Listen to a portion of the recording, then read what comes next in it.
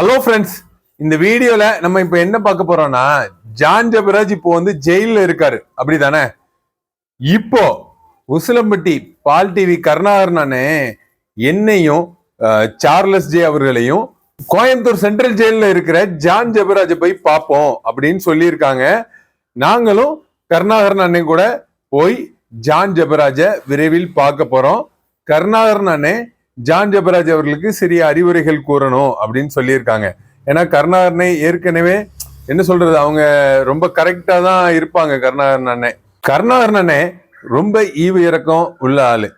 என்னதான் இப்ப ஜான் ஜெபராஜ் ஜெயில இருந்தாலும் அவன் ஜெயில எவ்வளவு கஷ்டப்படுவான் அப்படிங்கிற மாதிரிதான் கருணாகரன் எப்பவுமே பேசிட்டு இருக்காங்க. ஏன்னா அவர் வந்து ஒரு ராயல் லைஃப் வாழ்ந்தவர் ஜான் ஜெபராஜ். இப்ப அங்க கொசுகடியில கிடப்பாரு, அங்க ஓடமஸ் யாரும் வாங்கி கொடுத்துருக்காங்களா அப்படின்னு என்கிட்ட கேட்காங்க கருணாகரனை. நமக்கு தெரியாது ஓடமஸ்லாம் ஜான் ஜெபராஜுக்கு வாங்கி கொடுத்துருக்காங்களா அப்படின்னு.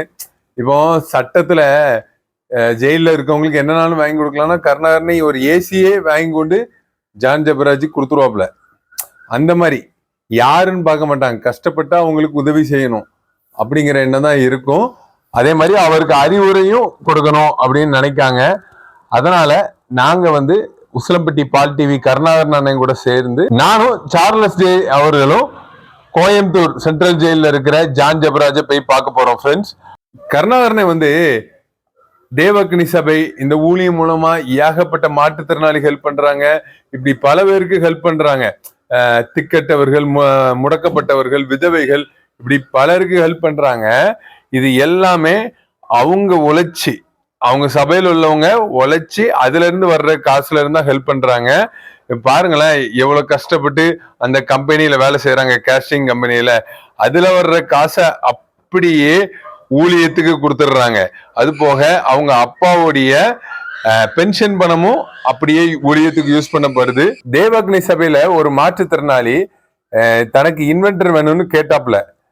அதுக்கும் உடனே இன்வென்டர் வாங்க ரெடி பண்ணியாச்சு. நான் அதான் இன்வெர்டர் ஏசி இது ரெண்டையும் சம்மந்தப்படுத்தி பேசுறேன்.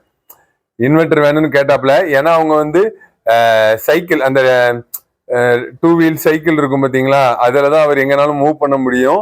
அவங்க ஒரு மாற்றுத்திறனாளி, நடந்து எங்கேயும் போக முடியாது. இப்ப ரொம்ப வெக்கையா இருக்கிறதால அவங்க ஏரியா வந்து தாராபுரம், அங்க ரொம்ப கரண்ட் அதிகமா போறதால அவங்க வந்து ஒரு இன்வெர்டர் கேட்டாங்க. அந்த இன்வெர்டர் வாங்குறதுக்கு எல்லாம் ரெடி பண்ணியாச்சு. இப்போ ஒரு 2 நாள்ல அந்த இன்வெர்டரை வாங்கி கொடுத்துருவாங்க. இப்படி அதாவது கஷ்டப்பட்டவங்களுக்கு என்ன செய்ய முடியுமோ அதை செஞ்சிட்டு இருக்காங்க நம்ம பால் டிவி கருணாகரன் அண்ணே தேவக்னி சபை ஊழியம் மூலமாக. இதுல வர்ற காணிக்கைய அப்படியே திக்கட்டவர்களுக்கும், விதவைகளுக்கும், முடக்கப்பட்டவர்களுக்கும் தான் ஹெல்ப் பண்றாங்க. நீங்க நம்ம சேனல்ல நிறைய பார்த்தவங்களுக்கு தெரியும் கருணாகரனை எவ்வளவு தூரம். அதாவது நான் தான் நேர்ல பார்த்தேன். கருணாகரன் அண்ணனுக்கு தன்னை குறித்து என்னைக்குமே கவலை கிடையாது. அன்னைக்கு கூட அவங்களுக்கு கடன் 4 லட்சம் ரூபாய் இருக்கு. அந்த 4 லட்சம் ரூபாய் கடனை பத்தி கவலைப்படல. யாருக்கோ ஒருத்தருக்கு 40,000 ரூபாய் கடன் இருக்கு, அந்த கடனை அடைக்கணும்னு நினைக்காங்க. கஷ்டப்பட்டவங்களுக்கு ஒரு 40,000 ரூபாய் கடன் இருந்தா அந்த 40,000 ரூபாய் கடனை அடைக்கணும்னு நினைக்காங்க. அவங்களுக்கு 4 லட்சம் ரூபாய் கடன் இருக்கு. தன்னை வருத்தி சபையில் உள்ள மக்களுக்கு, அதாவது தன் சபையில உள்ள மக்களுக்கு எல்லா நன்மையும் செஞ்சிட்டு இருக்காங்க. பவுல் அடிகளார் எப்படி அன்று வாழ்ந்தாரோ அதே போல் நம்ம பவுல் அடிகளார் பால் டிவி கருணாகரன் அண்ணன் தேவக்னி சபை ஊழியத்தை சிறப்பா செஞ்சிட்டு இருக்காங்க. பால் டிவி கருணாகரன் அண்ணனுக்காக பிரேயர் பண்ணிக்கங்க, தேவக்னி சபைக்காக பிரேயர் பண்ணிக்கங்க. ஜெயில இருக்கிற ஜான் ஜெபராஜுக்காகவும் எல்லாரும் பிரேயர் பண்ணிக்கங்க ஃப்ரெண்ட்ஸ். ஓகே, பாய்.